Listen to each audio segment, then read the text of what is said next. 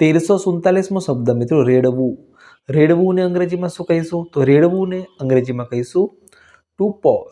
TO2POUR two પોર મતલબ કે રેડવું. 1348મો શબ્દ રોગ. રોગને અંગ્રેજીમાં શું કહેવાય? તો રોગને અંગ્રેજીમાં કહીશું ડિઝીઝ. DISEASE ડિઝીઝ મતલબ કે રોગ.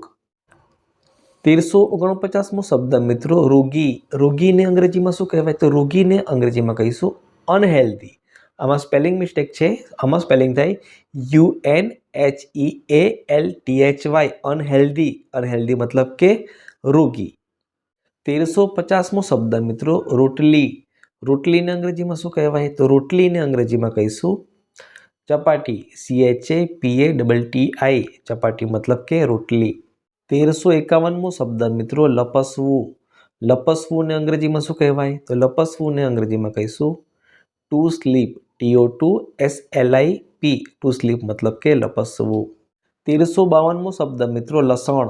લસણને અંગ્રેજીમાં શું કહીશું? તો લસણને અંગ્રેજીમાં કહીશું ગાર્લિક. GARLIC ગાર્લિક મતલબ કે લસણ. 1353મો શબ્દ મિત્રો લંગડાવવું. લંગડાવવું ને અંગ્રેજીમાં શું કહેવાય? તો લંગડાવવું ને અંગ્રેજીમાં કહીશું ટુ લિમ્પ. TO2LIMP ટુ લિમ્પ મતલબ કે લંગડાવવું. 1354મો શબ્દ મિત્રો લાગવું. લાગવું ને અંગ્રેજીમાં શું કહીશું? તો લાગવું ને અંગ્રેજીમાં કહીશું to feel. TO2FEEL to feel મતલબ કે લાગવું. 1355મો શબ્દ મિત્રો લાડુ.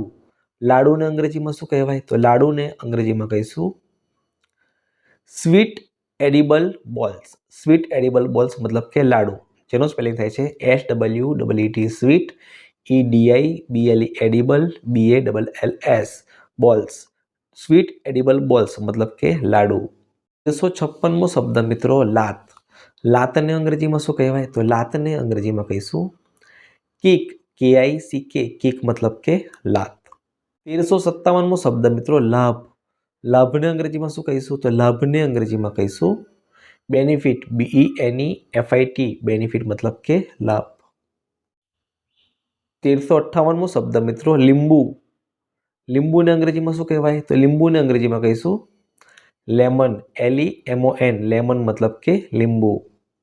1359મો શબ્દ મિત્રો લોટ. લોટને અંગ્રેજીમાં શું કહીશું?